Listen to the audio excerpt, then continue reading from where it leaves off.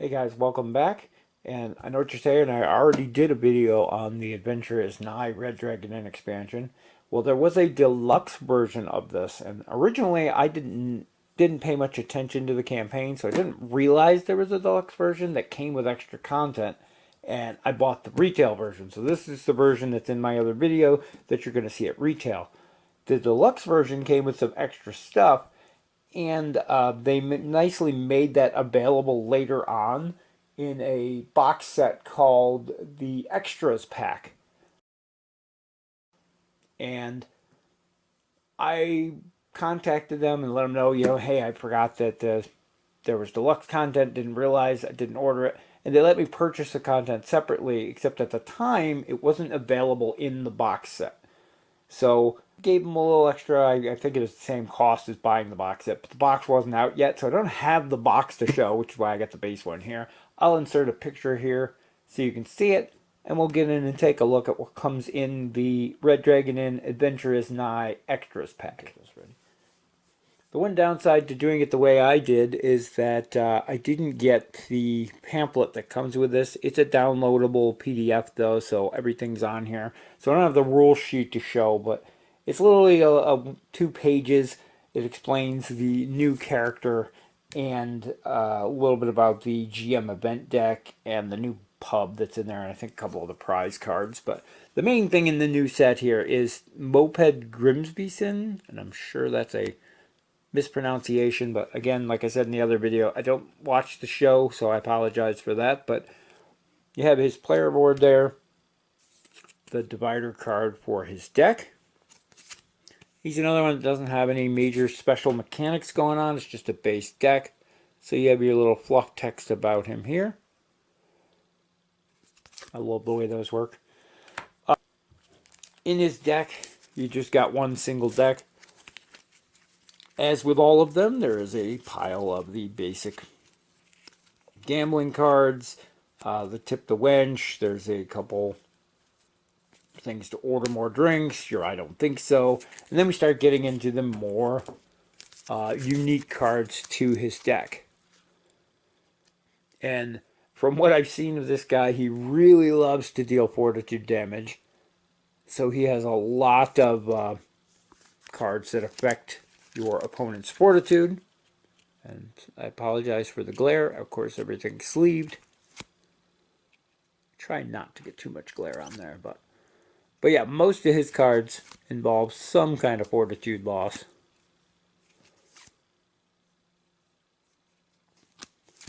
And then there's a few that are standard, like that one, to pay gold from the end. It's pretty standard in everybody's deck at this point. More fortitude loss. A couple ignore drink cards.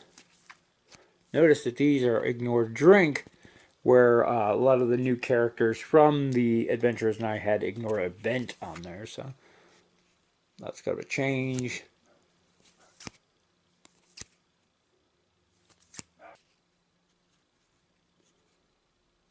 But yeah, pretty standard affair in here. Nothing too spectacular or stand out. Just another all-around good new character to add to your game. One of my favorite additions to Red Dragon Inn as of late has been the pub crawl variant. And we get a new pub based on The Adventure is Nigh. And then, of course, to go with the new nightclub, of course, you're going to have a new drink deck specific to that pub. So you have the divider card for that. And then we have our drink deck. These are 6 themed drinks specific to that bar. I love the pub crawl mode. It's become one of my favorite ways to play. Although we tend to use all of the pubs and spread them out so you can make it a much more interesting and longer pub crawl before you have to go back to the Red Dragon Inn. But still fun. And we like using all of them instead of, I think there's 6 in a deck, so you're supposed to use 5, so there's a 30 card deck by the rules. But we, like I said, play with all of them. So always fun to have another one to add to that collection. Next up, we have the GM event deck here, the Tome of Dirty GM Tricks. I love it. And these cards play very similar to the Sea event deck and the Dungeon deck and things we've already seen. At the start of the game, you're going to put a couple tokens on top of here. My version did not come with tokens, so I don't know if it did. But you can still use the tokens you have from the previous event decks. But you're going to start with a couple on here. When they're gone, you're going to flip over the first card. And you're going to do whatever it says down here. They've got nifty artwork. And then it's going to tell you what to do down here. And then you take these counters. So in this case, you're going to put one counter on here. So at the end of the round, you're going to remove the counter. And then you're going to flip the next one. And you're going to go, some of them obviously have more counters that have bigger effects. This one's really a nothing, it happens. So there's a couple of those.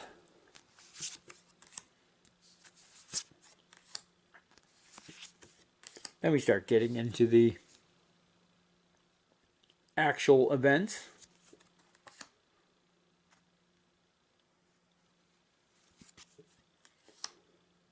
And based on, like I said, the event that's triggered down here, and then it's this many turns pretty much before a new one comes out. And you can mix and match these with other event decks too.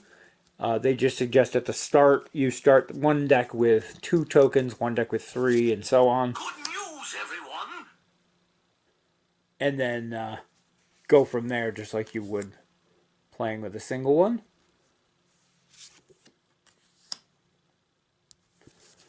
There's duplicates of a few of these in here, so they have more of a chance of coming up. Good news, everyone!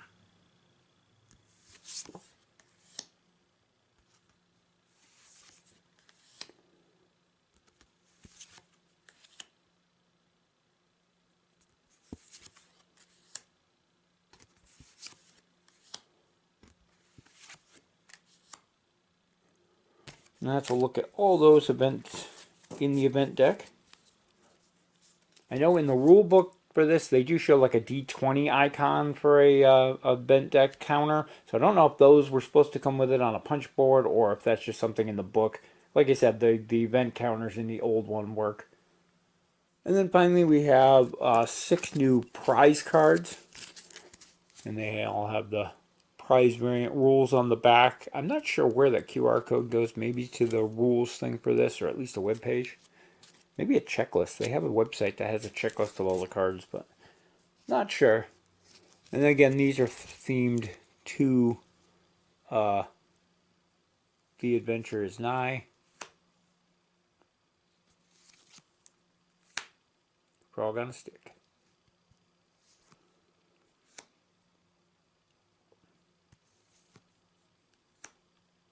Trashy romance novel.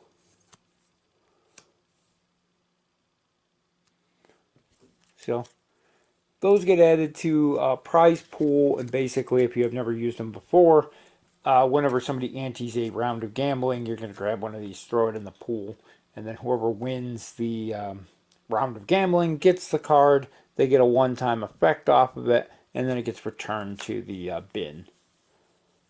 There's tons of different ones of those available now. Unfortunately, most of them are like this, are promo cards that you can only get specific ways. I mean, I guess these you can buy in the box set, but a lot of them were like Kickstarter promos for being a part of the crowdfunding and things like that. So there's a lot of them that are really hard to track down. It's kind of disappointing, but again, you don't really need them. It's kind of the same with the promo drinks and things. You don't really need them to enjoy the game. They're just something extra to add on.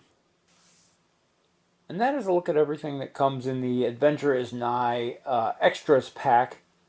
Again, I kind of wish I had the box and the roll pamphlet to go with it to show you guys, but due to the way I got mine, I didn't have access to those. In the end, it's all going to get mixed in my character trove anyway, so I don't care about not having the box. But it, if you got the deluxe version, it'll actually be in your Adventure is Nigh box, or like I said, you can buy that extra side package. One new character, definitely a always welcome. I love having lots of new characters and variety to choose between for those. The new event deck is cool. Again, another thing that I like having. We don't play with the event decks too often, but it's nice to have them as an option to change things up once in a while. The pub is probably the most interesting thing in here because I love the pub crawl variant. And we play that, like I said, almost every time we play. So having one extra pub to either cycle in if you're playing by the rules, or like us, have one extra one out there. It does make a lot of them on the field now. I'm not sure how many there are now, like 12. There is a lot to choose from on those, but that's awesome too, as far as I'm concerned. And prizes, they're hit or miss. A lot of times we don't even use the prize variant, but they're cool to have, just depending on the group. If I'm playing with new players, we usually don't use them. We don't use the pub crawl and that kind of stuff in that situation either. That said, that's also another nice thing about a simpler character that only has a single deck and no extra mechanics. Great for newer players. They don't have to juggle new, unique rules to their specific character on top of all the normal game rules. So, always nice to have another character that falls into that category as well. Anyway, that's going to wrap it up for our look at the Red Dragon Inn Adventure is Nigh Extras pack. Hope it helps you decide if it is worth picking up, or if you've already gotten the deluxe version, you already have it. And I believe, I'm not positive, but I believe that the character deck and that whatnot, also were available in the Adventure is Nigh artwork. I got the Red Dragon Inn themed artwork because it, like I said, I wasn't a fan of, well, not that I'm not a fan. I don't watch the show, and I didn't really matter on the artwork to me. I'd rather have it blend in with all the rest of the stuff. So I got the other alternate artwork here, but I do believe that they had this available in the other artwork too. So check that out if it's something you're interested in. Hope it helps you decide. Like I said, as always, thank you guys for watching, and we'll see you in the next video.